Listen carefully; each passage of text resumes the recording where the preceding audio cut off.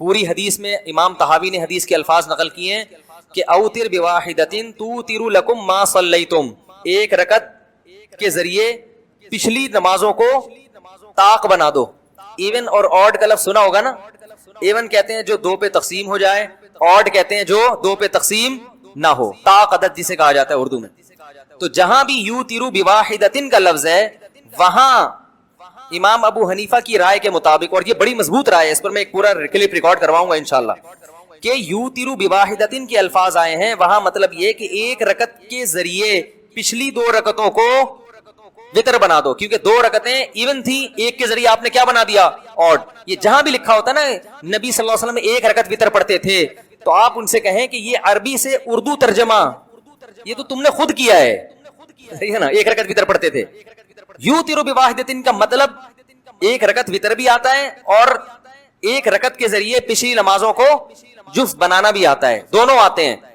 احناف کا مستدل حضرت عائشہ کی حدیث ہے، وہ حدیث یہ ہے کان النبی صلی اللہ علیہ وسلم یوتر بثلاث، تین رکعت کے ذریعے طاق بناتے تھے اپنی پچھلی نمازوں کو. تو اب اس میں بھی یہ امکان ہے کہ تین رکعتیں پڑھتے تھے یا زیادہ، لیکن حضرت عائشہ نے جو اس کی تفصیل بیان کی اس سے صاف پتہ چلتا ہے کہ وہ تین رکعتیں ہوتی تھی. حضرت عائشہ نے فرمایا پہلی رکعت میں سبح اسم ربک الاعلی پڑھتے تھے، دوسری میں قل یا ایھا الکافرون اور تیسری میں قل هو اللہ، اور فرمایا بسلام، ایک سلام کے ساتھ، یعنی درمیان میں سلام بولو بھائی نہیں. اور حضرت عائشہ جتنا نبی کی نماز کو جانتی تھی اتنا کوئی اور نہیں جانتا تھا. رہا یہ مسئلہ کہ بتسلیمتین کے الفاظ بھی آتے ہیں حدیث میں کہ دو سلاموں کے ساتھ، بھائی دو دفعہ سلام ہے نا، دو رکعت کے بعد بھی اور آخری رکعت کے بعد بھی، تو وہاں دو سلام، یہ جو التحیات ہے نا اس کو بھی سلام سے تعبیر کیا گیا ہے، کیونکہ اس میں ہم السلام علیک ایھا النبی پڑھتے ہیں. تو دو سلام کا مطلب وہاں دو قعدے نہیں آ رہی بات. تو وتر کے بارے میں بہت ساری مختلف روایتیں ہیں جن میں بڑا تعارض ہے آپس میں. ان تمام روایتوں کو اگر آپ تطبیق دیں تو وہ تطبیق میں جتنا بہتر طریقہ امام ابو حنیفہ نے اختیار کیا ہے، ہماری رائے میں اس سے بہتر طریقہ کسی اور نے اختیار نہیں کیا. لیکن اگر آپ اس طریقے سے متفق نہیں ہے تو کوئی بات نہیں ہے، اختلافی مسئلہ ہے، لیکن آپ اس طرح سے اپنا کلپ ریکارڈ کروائیں کہ لوگ حنفیوں کو بے وقوف سمجھنا شروع کر دیں اور وہ یہ سمجھیں لوگ کہ ان بیچاروں کو تو بخاری کی یہ جو ایک رکعت والی حدیث ہے اس کا بھی نہیں پتا. تو یہ آپ کی بے وقوفی ہے، آپ کی جہالت ہے کہ آپ اتنے بڑے جاہل ہیں کہ آپ کو اپنی جہالت کا علم بھی نہیں ہے. ایک ہوتا ہے جاہل، ایک ہوتا ہے جہل مرکب. جہل مرکب اس جاہل کو کہتے ہیں جس کو یہی نہ پتا ہو کہ میں جاہل ہوں. تو آپ کو تمام ائمہ کے استدلال معلوم ہونے چاہیے کہ کس نے کس طریقے سے استدلال کیا، اس کے بعد آپ تبصرہ کریں کسی کے اوپر. بہت مشکل ہے سمجھانا، اس کے بعد آپ تبصرہ کریں کسی کے اوپر. تو ہاں بعض صحابہ سے ثابت ہے، تو ایسے تو ہمارا عمل بھی بعض صحابہ سے ثابت ہے. تو صحابہ میں مسئلہ اختلافی تھا. تو لوگ جو ہے نا مجتہدین سے بدگمان کرتے ہیں، ایک طرف کی روایت پیش کرتے ہیں، اور عوام تو اتنی جاہل ہے کہ اس کو یہ بھی نہیں پتا ہوتا کہ یہ ترجمہ بھی صحیح کر رہا ہے کہ نہیں. اور پھر ایسی عوام اپنے آپ کو کیا کہتے ہیں؟ محقق ہیں، ہم کسی کی تقلید نہیں کرتے. یہ محقق ہے جس کو کم بخت کو یہ بھی نہیں پتا کہ یہ ترجمہ جو کر رہا ہے یہ بنتا بھی ہے کہ نہیں بنتا. ایک دفعہ ایک یورپ سے امریکہ سے ایک صاحب آئے، خون پینا شروع کر دیا میرا، اور وہی کہ بھیتر تو ایک رکعت ہے، ایک رکعت ہے، ایک رکعت ہے، رٹا لگایا انہوں نے. میں نے کہا تو ٹھیک ہے، ایک رکعت آپ کا اگر اطمینان ہے تو آپ ایک رکعت پڑھیں، ہم تو حرمین میں بھی ایک رکعت پڑھتے ہیں. تو اختلافی مسئلہ ہے. اس نے کہا پھر آپ کیوں تین پڑھتے ہیں؟ میں نے کہا ہماری رائے یہ ہے کہ تین پڑھنی چاہیے، اس میں احتیاط، کیونکہ تین جس طرح سے ہم پڑھتے ہیں اس طرح سب کے نزدیک وتر ہو جاتا ہے. امام شافعی کے یہاں بھی ہو جائے گا، امام احمد کے یہاں بھی. یہ والا جو طریقہ حناف نے اختیار کیا یہ بے غبار ہے، اس میں سب کے نزدیک وتر کی نماز ادا ہو جائے گی. اس میں اختلاف ہے. تو ہم نے کہا یہ اتفاقی طریقہ لے لیا ہم نے.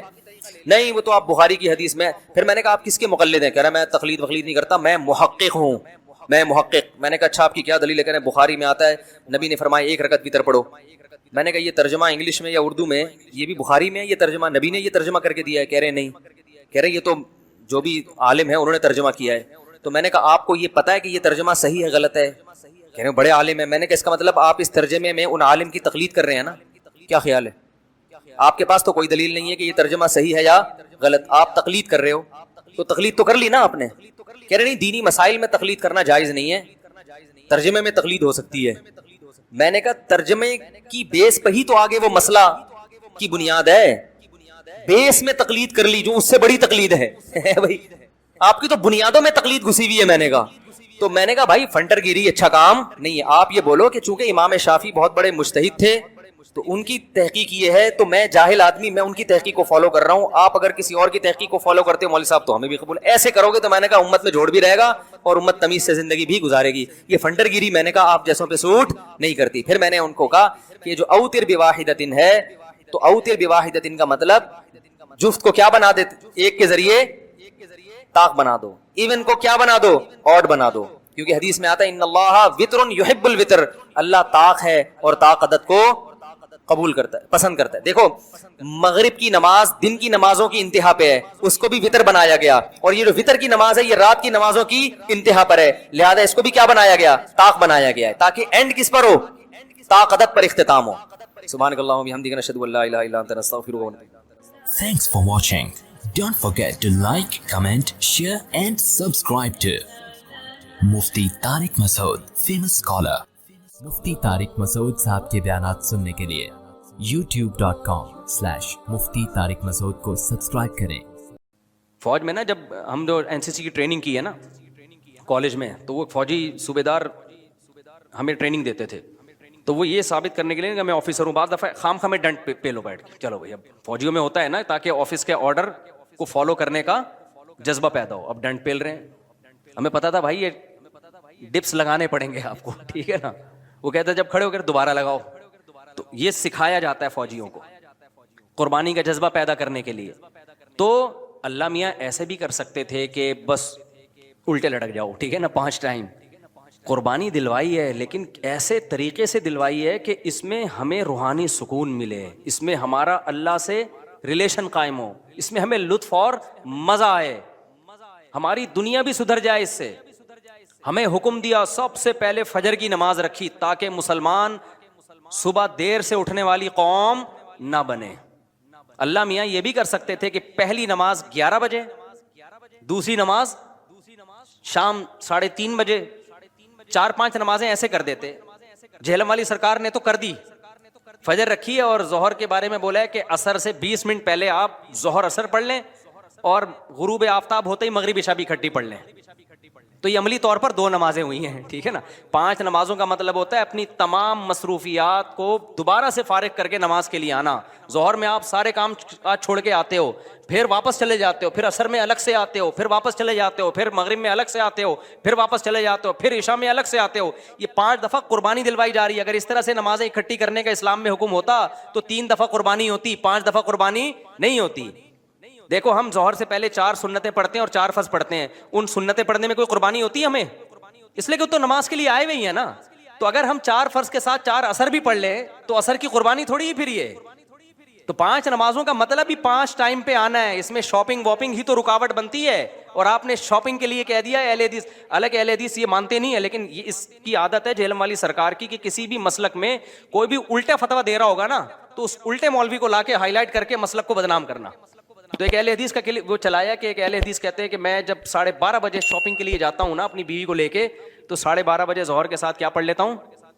یہ جہلم والی سرکار کا کلپ میں نے خود اپنے کانوں سے سنا ہے کہ 12:30 یا 12 بجے جیسے ہی ظہر کا وقت داخل ہوا تو ظہر کے ساتھ فوراً کیا پڑھ لیتا ہوں, عصر. حالانکہ قرآن میں سورہ نور اللہ کیا کہتے ہیں, رجال لا تلہیہم تجارت ولا بیع عن ذکر اللہ واقام الصلاۃ.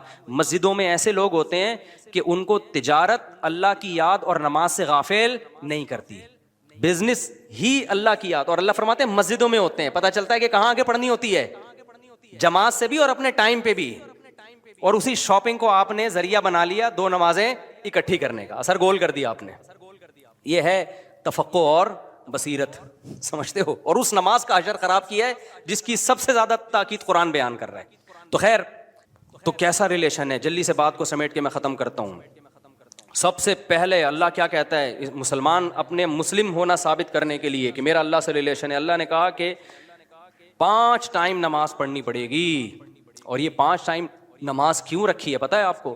کیونکہ وقت میں بہت بڑی تبدیلی ہوتی ہے. اللہ کہتے ہیں جب بھی اس کائنات میں بڑی تبدیلی ہوگی تو سب سے پہلے میرے سامنے سجدہ کرو گے, اس کے بعد اپنے کاموں میں لگو گے. تبھی تو قرآن کہتا ہے اقیم الصلاۃ لدلوک الشمس الی غسق اللیل, نمازوں کو قائم کرو دلوک شمس, سورج ڈھلکنے کے وقت, الی غسق اللیل, اور راتوں کے اندھیروں میں. تو غسق اللیل میں 2 نمازیں آ گئیں, مغرب اور عشاء, یہ دونوں رات کی نمازیں ہیں. لیکن ان دونوں کے اوقات میں بڑا فرق ہوتا ہے. مغرب میں فل اندھیرا نہیں ہوتا لیکن روشنی بھی نہیں ہوتی, بہت زیادہ وقت میں تغیر ہو جاتا ہے. اور غسق جو ہے لیل جب انتہائی درجے کی ہوتی ہے تو وہ عشاء کا وقت, جب بالکل کیا ہو جاتا ہے, اندھیرا. آگے اللہ کہتے ہیں وقرآن الفجر, اور پھر فجر کا وقت بالکل ڈفرینٹ ٹائم ہوتا ہے. مغرب کا وقت باقی اوقات سے بالکل مختلف ہے. سورج ڈھل گیا, غروب ہو گیا, لیکن ابھی روشنی ہے, اندھیرا شروع نہیں ہوا. پھر گھپ اندھیرا ہو گیا. یہ کیا ہے؟ یہ بڑا تغیر ہو رہا ہے زمین کے اندر. تغیر سمجھتے ہو؟ تبدیلی, چینجنگ, آسان لفظ استعمال کرنا چاہیے مجھے بھی. بڑی چینجنگ آ رہی ہے ٹائمنگ میں, اور اس سے انسان کے جذبات میں اور احساسات میں بڑا فرق پڑتا ہے. ظہر کا تو فجر کا وقت بالکل ڈفرینٹ ہے, ابھی دن طلوع ہونے والا ہے. پھر سورج ہوتے ہوتے جب ڈھلکتا ہے نا, بالکل بلندی پہ پہنچ کے تیز تپتی ہوئی دھوپ ہوتی ہے, جس کو اللہ دلوک شمس کہہ رہے ہیں. دلوک کہتے ہیں ڈھلکنا. تو سورج کا جو ڈھلکنا ہے نا, بلندی پہ جا کے لڑکنا نیچے, اس کو کیا کہتے ہیں؟ اس میں اللہ نے دو نمازوں کا ذکر کر دیا, ظہر اور عصر. اس لیے کہ دلوک جو معتد بھی ہوتا ہے, گاڑی اردو پھر استعمال کر رہا ہوں, معتد بھی قابل ذکر دلوک, وہ ایک عصر میں ہوتا ہے, ایک ظہر میں ہوتا ہے. میں نے وہ کلپ ریکارڈ کروایا تھا نا عاقب سعید کو کہ 5 نمازیں اپنے ٹائم پر ہیں, اور یہ قرآن کی عیسائی سے ثابت ہے کہ نمازوں کے 5 ٹائم ہیں, 3 ٹائم کی نمازیں قرآن میں نہیں ہیں. تو اس پہ میں نے کہا تھا کہ دلوک شمس ہے نا, سورج کا ڈھلکنا, تو معتد بھی ڈھلکنا, قابل ذکر ڈھلکنا ایک ظہر کے وقت ہوتا ہے, ایک عصر کے وقت. کیونکہ عصر کے وقت 45 پہ آ جاتا ہے, اور ظہر کے وقت بلندی پہ جا کے ڈھلکتا ہے. تو اس کے نیچے کے لوگوں کے کمنٹس آئے ہوئے تھے کہ اگر قرآن کا یہ مطلب ہے ڈھلکنے کے وقت, تو پھر تو ہر وقت سورج ڈھلک رہا ہے. یہ ہے مجتہدین, یعنی ان کا دعویٰ یہ تھا کہ 3 وقت ہیں نماز کے قرآن میں, ظہر ہے اور عشاء ہے اور فجر ہے. تو 3 وقت سے یہ ثابت کرنا چاہتے ہیں کہ ظہر عصر ملا کے پڑھ لو اور مغرب عشاء ملا کے پڑھ لو. اصل میں 3 ٹائم ہے, یہ غلط ہے. دلوک شمس کا لفظ ہے قرآن میں, اور دلوک سے مطلق دلوک مراد ہے, اور مطلق سے فرد کامل مراد ہوتا ہے جو معتد بھی. دیکھو فرد کامل کو میں مثال سے سمجھاتا ہوں. پہلے میں یہ جنہوں نے اعتراض کیا نا اٹھ پٹانگ قسم کا, ان کے اعتراض کا جواب دوں. یہ کہتے ہیں ہر وقت, واقعی ہر وقت تو دلوک ہو رہا ہے, لیکن اس کا تو کوئی بھی قائل نہیں ہے. ایسا تو 1 کروڑ نمازیں ہو جائیں گی. ابے سورج بلندی پہ جا کے جب تک پورا غروب نہیں ہوتا تو ہر سیکنڈ ڈھلک ہی رہا ہے نا, تو کیا ہر سیکنڈ میں نماز پڑھیں گے؟ تو ظاہر ہے قرآن وہ بات کرے گا جو انسانوں کے فہم کے مطابق ہوں گی. تو اس سے صاف پتہ چلتا ہے وہ ڈھلکنا مراد ہے جو قابل ذکر ڈھلکنا ہو. تو قابل ذکر ڈھلکنا جس کو اصطلاح میں کہتے ہیں معتد بھی ڈھلکان, وہ جب ہے جب بلندی پہ جا کے پہلی دفعہ ڈھلکنا شروع ہو اور پھر 45 کے زاویے پہ آ جائے. اس سے زیادہ ڈھلکان والی نماز حدیث سے ثابت بھی نہیں ہے.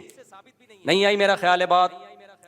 تو مطلق سے فرد کامل مراد ہوتا ہے. اس کو میں مثال سے سمجھاتا ہوں. دیکھو میں آپ سے کہتا ہوں چائے لے کر آؤ, آپ برف ڈال کے ٹھنڈی چائے لے آئے, میں کہوں گا یہ کیا لے آیا؟ آپ کہیں آپ نے بولا تھا گرم چائے لاؤ.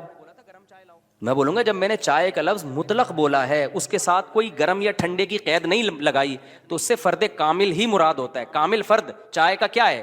کامل درجے کی چائے کیا ہے؟ جو گرم ہوتی ہے, درمیانی درجے کا میٹھا ہوتا ہے اور مناسب سی پتی ہوتی ہے. میں نے آپ سے کہا چائے لے کر آؤ, آپ 6 چمچ زہر بنا کے نا پتیوں کے ڈال کے لے آئے, اور سب میں نے کہا یہ کیا لے کر آیا ہے؟ آپ کہہ رہے ہیں, آپ بول رہے ہیں چائے. میں کہا بھائی تو زہر بنا دی. تو آپ بولو آپ نے یہ تھوڑی کہا تھا نارمل چائے, آپ نے تو چائے بولا تھا. تو چائے میں تو کوئی بھی چائے. سمجھ میں آ رہی ہے بات کہ نہیں آ رہی؟ یہ چیزیں اصول فقہ میں پڑھی جاتی ہیں جو آج کل کے اسکالرز نے نہیں پڑھی, تبھی قرآن و حدیث کا مطلب بھی ان کو سمجھ میں نہیں آتا. تو المطلق اذا اطلق یراد به الفرد الکامل, یہ اصول فقہ کا مسئلہ ہے اور لغت کا بھی مسئلہ ہے. یہ قاعدہ ہے, ضابطہ ہے کہ جب بھی کوئی لفظ علی الاطلاق بغیر کسی قید کے بولا جائے گا تو فرد کامل مراد ہوتا. اکمل نہیں, اکمل کا مطلب بہت اوپر کی زعفران والی چائے, نہ فرد کامل جو ناقص نہ ہو. زعفران والی چائے لے آؤ گے پھر بھی برا لگے گا. آپ بولو گے بھائی مفتی صاحب آپ نے چائے بولا تھا اور کہا تھا کہ فرد کامل مراد ہوتا ہے, تو میں اس میں زعفران ڈال کے لے آیا. اب میں پتہ نہیں زعفران پیوں نہیں پیوں یار, تو کیا کر کے لے آیا؟ میں تو کامل نہیں, میں تو اکمل. تو میں بولوں گا قاعدہ یہ ہے کہ مطلق جب بولا جاتا ہے تو نارمل جو کامل ناقص نہ ہو, اکمل مراد نہیں ہوتا اس سے. سمجھتے ہو؟ تو یہ قاعدے قرآن و سنت پہ بھی جاری ہوتے ہیں, کیونکہ اللہ میاں نے بھی تو کلام کیا ہے نا, نبی نے بھی تو کلام کیا ہے, تو نبی کے کلام میں بھی وہی لغت کے قاعدے چلیں گے جو عام قاعدے ہیں. سمجھتے ہو گے نہیں سمجھتے؟ تو اب دیکھو قرآن کہہ رہے اقیم الصلاۃ لدلوک الشمس, سورج کے ڈھلکنے کے وقت. تو ڈھلکنے سے فرد کامل جو کامل درجے کا ڈھلکنا ہے, تو کامل درجے کا ڈھلکنا ایک جب بالکل بلندی پہ جا کے ڈھلکنا شروع ہوتا ہے, اس کو کہتے ہیں ڈھلکنا, پہلی دفعہ جب ڈھلکنا. اور دوسرا جب 45 کے زاویے پر جو عصر کے قریب کا ٹائم ہے جس میں سورج میں تغیر پیدا ہونا شروع ہو جاتا ہے, تو یہ ڈھلکنا ہے. تو اب جب بھی زمین میں کوئی نیا ٹائم داخل ہوتا ہے نا, تو اللہ کہتے ہیں کیا کرنا ہے سب سے پہلے؟ اللہ کا شکر. تبھی علماء نے اصول فقہ کی کتابوں میں لکھا ہے کہ نمازوں کے جو اوقات ہیں نا یہی نماز کا سبب ہے. سمجھتے ہو؟ اللہ میاں نے نمازوں کے اوقات کو نماز کا سبب بنا دیا. اب اس بات کو بھی سمجھو, اصل میں نماز کا سبب ہے اللہ کے احسانات. نماز جو ہم پڑھتے ہیں اس کا اصل سبب کیا ہے؟ اللہ کے احسانات. اب اللہ کے احسانات تو 24 گھنٹے ہیں, تو کیا 24 گھنٹے پڑھتے رہیں؟ ظاہر ہے اس میں حرج ہے. تو اللہ میاں نے کیا کیا؟ اللہ میاں نے بولا دیکھو شریعت کا ایک اصول ہے. ابھی کیا تمہیں پورا اصول فقہ بٹھا کے سمجھاؤں میں, لیکن کیا کریں, سمجھائے بات سمجھ میں آتی نہیں. دیکھو شریعت کا اور کامن سینس کا بھی ایک اصول ہے کہ جب کسی, پہلے میں مشکل اردو میں سمجھاتا ہوں پھر ایکسپلین کروں گا. جب کسی حکم کا مدار کسی حقیقی سبب پہ رکھنا ممکن نہیں ہوتا نا, تو سبب ظاہر پر حکم کا مدار رکھا جاتا ہے. مشکل ہے مجھے پتا ہے, آسان کر کے سمجھا رہا ہوں. دیکھو ہم جو سفر میں 2 رکعتیں پڑھتے ہیں اس کی اصل وجہ ہے مشقت. کیوں ہم 2 رکعتیں پڑھتے ہیں؟ بھائی ٹینشن ہے سفر میں. اللہ نے نماز کیا کر دی کہ بھائی سفر میں آدمی ایسے راحت میں نہیں ہوتا جیسے گھر میں ہوتا ہے نا. تو اللہ میاں نے کیا حکم دیا کہ بھائی کتنی پڑھنی ہے؟ 2 پڑھنی ہے. تو اصل جو وجہ ہے نا سفر میں 4 کی 2 جو اللہ نے کر دی ہیں, اس لیے کہ سفر میں آدمی اتنی خوشی اور راحت میں نہیں ہوتا بلکہ تھوڑی سی ٹینشن میں ہوتا ہے. لیکن اگر اللہ تعالیٰ یہ کہتے کہ ٹینشن ہی پر حکم کا مدار ہے تو یہ ٹینشن کم ہونے کے بجائے بڑھ جاتی. وجہ اس کی ہے کہ ہم سوچتے رہتے پتہ نہیں مجھے سفر میں ٹینشن ہو بھی رہی ہے کہ نہیں ہو رہی ہے. بعض دفعہ لوگ سفر میں گھر کی نسبت زیادہ خوش ہوتے ہیں. آپ جا رہے ہو جہاز میں یا ٹرین میں, بڑا مزہ آ رہا ہے, آدمی کو یار اللہ میاں نے تو کہا تھا ٹینشن کی, اب تو ٹینشن نہیں ہو رہی. تو وہمی تو ویسے ہی بڑھ جاتا وہمیوں کا پروگرام نا. وہ تو سارا جو 6 گھنٹے جس کا وضو نہیں ہوتا وہ یہ کیسے سوچے گا کہ مجھے ٹینشن ہو رہی ہے کہ نہیں ہو رہی.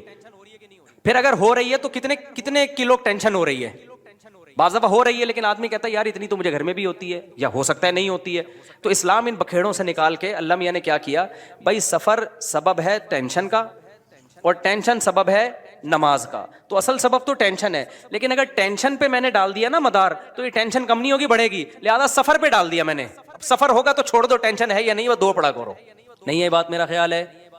تو یہ ٹینشن سے بچانے کے لیے اللہ نے کہہ دیا اب سفر میں چاہے انجوائے بھی کر رہا ہوں نا آدمی تو بھی ہم کتنی پڑھتے ہیں؟ 2 پڑھتے ہیں. اور مقام پہ جتنی مرضی ٹینشن میں ہوں پھر بھی پوری 4 پڑھتے ہیں. تو یہ اصول, اور یہ دنیا میں بھی یہ اصول چلتے ہیں. سمجھتے ہو کہ نہیں سمجھتے؟ تو یہاں بھی اللہ نے کیا کیا, اللہ میاں نے فرمایا اصل میں تو تم پہ نماز فرض ہے اس لیے کہ میرے احسانات تم پر بہت ہیں. اب وہ احسانات تو ہر وقت بولو ہوتے رہتے ہیں. اب ہر وقت احسانات ہیں تو اب ہر وقت پڑھتے ہیں نماز, وہ تو ناممکن ہے. تو اللہ میاں نے کہا کہ بھائی دیکھو اللہ کے احسانات میں جو تجدد ہوتا ہے نا, جدت آتی ہے, وہ ٹائم کے لحاظ سے آتی ہے. ہماری پوری زندگی کا نظام کس سے چل رہا ہے؟ ٹائم سے چل رہا ہے. تو وقت جیسے ہی تبدیل ہوتا ہے نا ایک نئی نعمت کا ظہور ہوتا ہے. تو تبدیلی وقت پہ حکم کا مدار رکھ دیا اللہ تعالیٰ نے. ٹائم جیسے جیسے چینج ہوگا تو سمجھ لو کہ اللہ کی نئی نعمت مل رہی ہے تمہیں, تو اس نئی نعمت پہ شکرانے کے لیے تم نے کیا کرنا ہے؟ نماز پڑھنی ہے. تو ٹائم چینج ہوتا ہے, تو ٹائم جو ہے نا, اب ٹائم تو 24 گھنٹے میں ہر سیکنڈ میں چینج ہو رہا ہے. تو وہی بات ہے, اللہ نے کہا ہر سیکنڈ میں چینج ہو رہا ہے, لیکن دلوک شمس والا ٹائم اور رات والا ٹائم اور وقرآن الفجر, فجر والا ٹائم, یہ اس میں ٹائم میں بڑا تغیر آتا ہے. تو بڑا تغیر آتا ہے تو نئی نعمت مل رہی ہے. اور لہذا جب نئی نعمت مل رہی ہے, حقیقت میں نہ بھی مل رہی ہو اور حقیقت میں اس سے پہلے بھی مل رہی ہو نہیں, لیکن اب فرض یہ کر لیا گیا ہے کہ جب ٹائم چینج ہوگا تمہیں نئی نعمت ملے گی, اور نئی نعمت ملے گی تم پر لازم ہے کہ اللہ کا شکر ادا کرو آ کے. تو اس لیے علماء نے اس مسئلے کو بڑا اچھا سمجھا, اصول فقہ میں ایکسپلین کیا ہے کہ نمازوں کا جو سبب ہے نا وہ کیا ہے؟ اوقات کی تبدیلی. جیسے 2 رکعتوں کا سبب سفر ہے, حالانکہ اصل میں نہیں ہے, اصل میں تو کچھ اور ہے, لیکن اب اللہ نے کیا بنا دیا سفر کو. تو ایسے ہی نمازوں کے واجب ہونے کا سبب کیا ہے؟ وہ وقت میں بڑی تبدیلی. تو یہ 5 ٹائم اس زمین پر ایسے ہیں جس میں بڑی تبدیلی ہوتی ہے, اور ان بڑی تبدیلیوں سے انسان کو اللہ کی نعمتوں کا احساس ہوتا ہے. اگر یہ ٹائم رک جائے نا تو ہماری زندگیوں کی رنگینیاں ختم. صرف فجر ہی کا ٹائم ہو, ظہر میں جو الگ سی انسان کی فیلنگ ہوتی ہیں, عصر میں الگ فیلنگ ہوتی ہیں, مغرب میں الگ, انجوائے کرتا ہے انسان لائف کو. نہ ہر وقت اسے مغرب کا ٹائم چاہیے, اسے عشاء بھی چاہیے, لیکن ہر وقت عشاء نہیں چاہیے. اسے فجر کی بہاریں بھی چاہیے, لیکن ہر وقت فجر کی بہاریں نہیں چاہیے. اسے دوپہر کی چلچلاتی دھوپ بھی چاہیے, ہر وقت نہیں چاہیے. شام کی ٹھنڈی چھاؤں بھی چاہیے جو عصر کے ٹائم ہوتی ہے. اور کیسے سمجھائیں میرے بھائی, میرے پاس اس کے علاوہ تبھی تو 5 نمازیں ہیں, تو 2 نمازیں اکٹھی بیٹھی نہیں ہوتی, سمجھ رہے ہو؟ کیونکہ اوقات 5 ٹائم چینج ہوتے ہیں اور بڑی تبدیلی آتی ہے، تو 3 ٹائم کیوں پڑھ رہے ہو بھائی تم نماز؟ باقی قرآن و حدیث کے حوالے کیا ہیں وہ میں انشاءاللہ بھی ریئیکشن ریکارڈ کرواؤں گا، اس پہ وہ آ جائیں گے. تو میرے بھائی، تو یہ اسلام ہے جو ہمیں کہتا ہے کہ جب وقت میں بڑی تبدیلی ہوگی تو تمہیں اللہ کی نعمت کو واقعی ہوتا بھی ہے. آپ رات کو سو جاؤ ٹائم پہ، صبح صادق کا وقت جب ہوتا ہے نا، نیند پوری ہوتی ہے، خدا کی قسم دل میں ذرا سی بھی اللہ کی محبت کا جذبہ ہونا تو انسان کے دل میں اللہ کی محبت کی چنگاریاں پیدا ہوتی ہیں صبح کے ٹائم کو دیکھ کے کہ میرے رب نے مجھے رات کو سلا دیا اور بالآخر اب سورج دوبارہ سے نکل کے اپنی ذمہ داری پوری کرنے والا ہے. دل چاہتا ہے اللہ کو راضی کروں، اٹھوں میں اللہ کے سامنے جاؤں. ہم تو پوستیوں کی طرح میجورٹی تو سوری ہوتی ہے نا، اٹھتی 12 بجے ہے کم وقت، اس کو کیا پتا وہ صبح اور وہ چھاؤں ستاروں کی اور وہ نور. شاعر نے کہا تھا، اگلا مصرع بھول گیا کیونکہ نبی میں رٹا لگا کے یاد کیا تھا 9th کلاس میں اردو ادب میں. وہ صبح اور وہ چھاؤں ستاروں کی اور وہ نور دیکھے تو غش کرے ارینی گوئے اوجے تور. واہ واہ، اب یاد آ گیا. آپ کو سمجھ میں نہیں آیا ہوگا کیونکہ اردو برباد ہو رہی ہے. شاعر نے کہا ہے ارینی، موسیٰ علیہ السلام نے کوہ طور میں کہا تھا نا ارینی، اے اللہ مجھے اپنا جلوہ دکھا. تو گوئے اوجے تور، تور کے پہلو سے جو آواز آئی تھی نا ارینی، تو وہ والا منظر، وہ روحانی منظر ہوتا ہے وہ صبح اور وہ چھاؤں ستاروں کی اور وہ نور. یعنی ستاروں کی چھاؤں کے بعد جب صبح پیدا ہوتی ہے نا تو وہ کوہ طور والا منظر، روحانی منظر پیدا ہوتا ہے جب کوہ طور سے موسیٰ علیہ السلام کی ارینی کی آواز آئی تھی. یہ شاعروں کا تخیل ہوتا ہے، کوئی میرے پہ توہین کا فتویٰ نہ لگا دینا بھائی. تو فتوے مارکیٹ میں توہین کے آج کل بہت ہلکے چل رہے ہیں.